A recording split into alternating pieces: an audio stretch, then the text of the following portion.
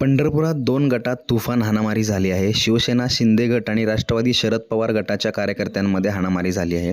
पंढरपूर शहरानजीक असणाऱ्या टाकळी गावामध्ये 2 गटात तुंबळ हाणामारी झाली. गावातील अतिक्रमणाच्या जागेवरून हाणामारी झाल्याचे प्राथमिक कारण समजते.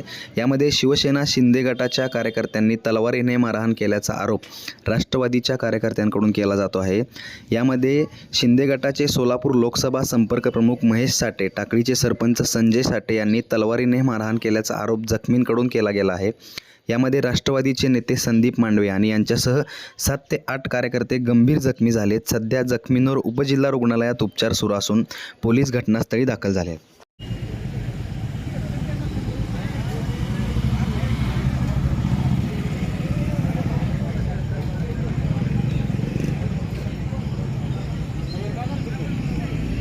बंद असलं थोडं घ्यायचं तिकडे.